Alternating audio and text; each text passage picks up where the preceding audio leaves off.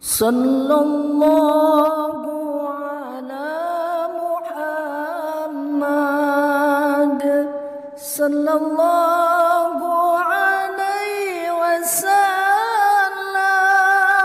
Sallallahu ala Muhammad sallallahu alaihi wasallam. Assalamualaikum warahmatullahi wabarakatuh. Bismillah, alhamdulillah, wassalatu wassalamu ala rasulillah wa ala alihi wa sahbihi wa mawalah. La hawla wa la quwwata illa billah. Rabbi syrah li sadri wa yassir li amri wahlul 'uqdatam min lisani yafqahu qawli. Rabbana atina min ladunka rahmatan wa hayyi lana min amrina rasyada. Subhanaka la ilma lana illa ma 'allamtana innaka antal alimul hakim. Rabbi zidna ilman warzuqna fahma birahmatika ya arhamar rahimin.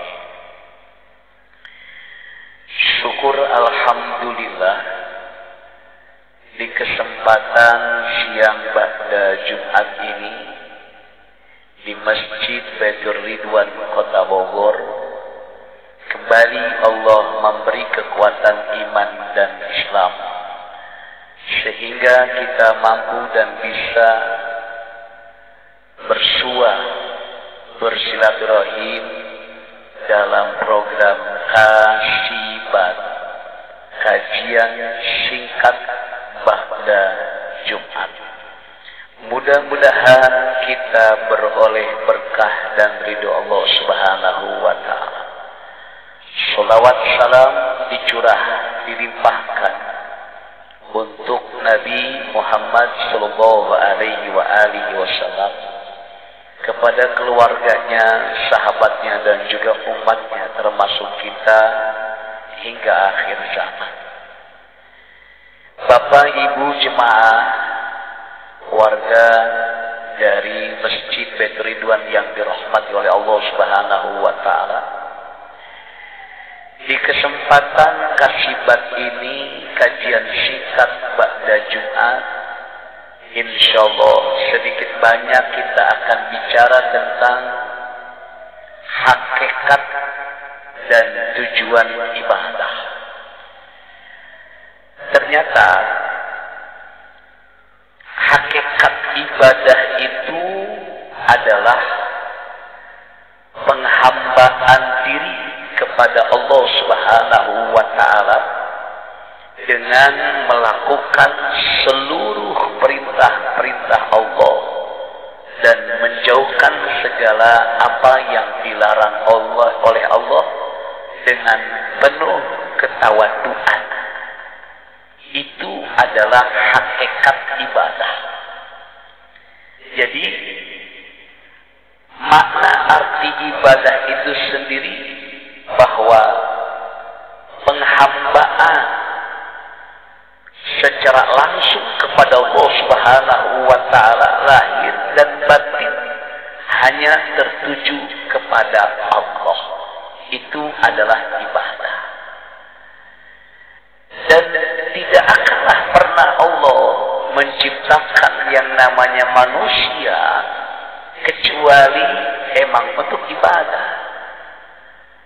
Seperti halnya yang dikuatkan oleh Allah di dalam Al-Quran, A'udzu billahi minasyaitonir rajim, wa ma khalaqtul jinna wal insa illa liya'budun. Dan tidaklah aku Allah menciptakan jin dan manusia kecuali untuk beribadah.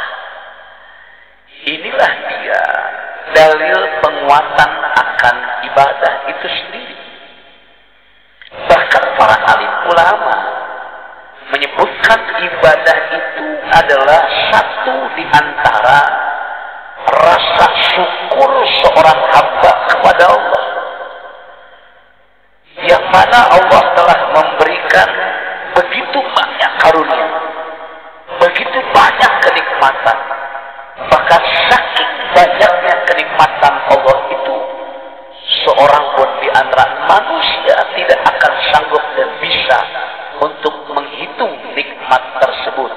Wa in ta'uddu ni'matullah la tuhsuha.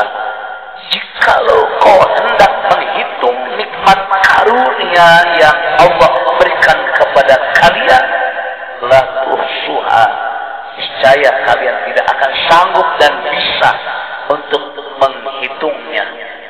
Subhanallah. Maka oleh karena itu, bila seorang hamba melakukan ibadah kepada Allah, tandanya dia sedang mensyukuri akan nikmat-nikmat karunia yang telah Allah berikan. Yang tadi nikmat dan karunia Allah pun tak terhingga, tak akan pernah ada yang sanggup dan bisa seorang pun manusia yang untuk bisa menghitungnya. Maka oleh karena itu, berarti ketika ada orang menegakkan sholat, ketika ada orang juga menunaikan zakat, kemudian berpuasa, melakukan ibadah haji, hakikatnya mereka sedang bersyukur atas nikmat yang telah Allah berikan kepadanya. Masya Allah.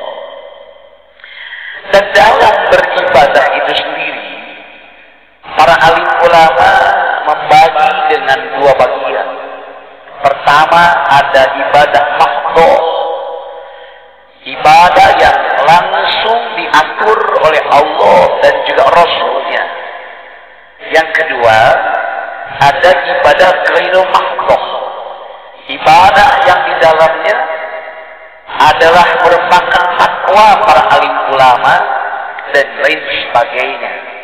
Itulah yang dikatakan ibadah. Dan yang disebutkan ibadah itu pun sendiri bukan berbentuk apa, amalan yang sifatnya ritual, sholat, puasa, zakat, bukan.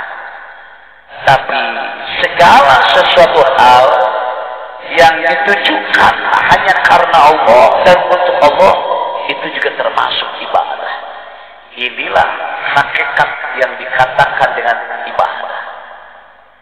Yang kedua, tujuan ibadah.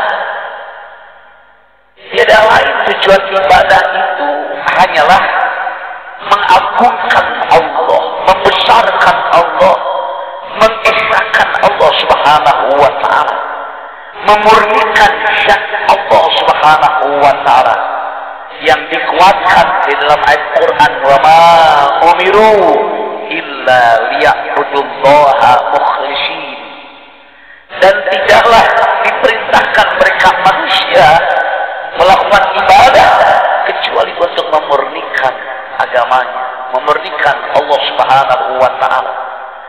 Artian adalah bahwa tujuan daripada ibadah itu tidak ada yang dituju, tidak ada yang ditargetkan, kecuali mengagungkan, membesarkan Allah. Kecuali mengagungkan Allahnya ini ada tujuan mendapat ridhonya Allah. Ini yang dikatakan dengan tujuan ibadah itu sendiri. Maka ketika seorang manusia, orang mukmin dia, orang muslim dia paham, tahu akan ibadah dan juga tujuan ibadah itu sendiri, insya Allah dia tidak akan pernah mau dan tidak akan pernah berani melakukan satu kealpaan, satu kesalahan, satu dosa pun dalam kehidupannya. Karena dalam hal ini mereka merasa dirinya diawasi oleh Allah. Mereka diawasi juga dipandang oleh pandangan Allah yang Maha Kuasa, sehingga tutur katanya selalu dikontrol, pandangan matanya selalu diperhatikan, kemudian pendengaran telinganya selalu dijaga. Dia tidak akan berani dan juga tidak akan pernah mau mendengarkan tutur kata yang bisa merusak ibadah itu sendiri. Subhanallah. Dalam hal ini berarti tujuan daripada ibadah itu sendiri memurnikan Allah, membesarkan Allah.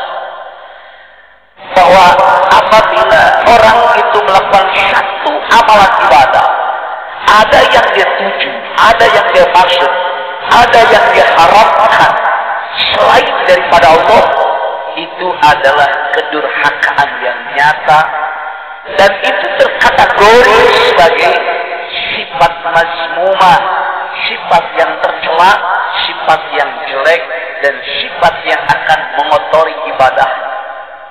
Dan apabila di antara mereka pun ternyata sampai menduakan Allah Subhanahu wa ta'ala dengan ibadahnya, maka amal ibadah itu tidak akan pernah sempurna, bahkan tidak akan diterima oleh Allah Subhanahu wa ta'ala. Na'udzubillah summa na'udzubillah.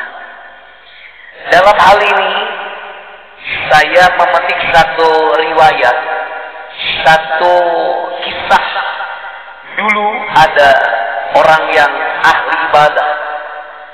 Orang yang ahli ibadah ini benar-benar dia ibadahnya tertuju kepada Allah, memurnikan asma Allah dan mengagungkan Allah. Selepas dia melakukan ibadah di satu bukit, sunyi daripada keramaian manusia, dia keluar dan turun dari bukit tersebut. Dan ketika dia turun dari bukit menuju rumah kediamannya, ternyata dia jumpai banyak di antara orang, ada yang sedang melakukan peribadatan, yakni menyembah kepada satu pohon besar. Imannya melonjak-lonjak, dan juga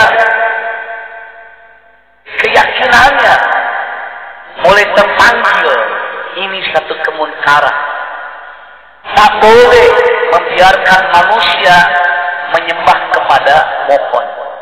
Akhirnya dia berusaha sekuat mungkin, semaksimal mungkin, seoptimal mungkin untuk menghancurkan sembahan yang sedang disembah oleh mereka manusia. Akhirnya dia pulang ke rumah, bergegas dia pulang ke rumah, lalu dia membawa satu kampak dengan tujuan adalah untuk menebang pohon yang dijadikan sembahan oleh orang-orang. Dan saat dia berjalan menuju ke pohon, di tengah jalan dihadang oleh seorang makhluk. Ternyata ini adalah jelmaan iblis, jelmaan setan, menjelma jadi manusia. Seraya dia berkata, "Hei fulan bin fulan, mau kemana kau?" "Aku menuju ke lapangan. Di lapangan sana ada kemunkaran, yang mana orang-orang menyembah kepada pohon besar tersebut. Ini nggak bisa dibiarkan.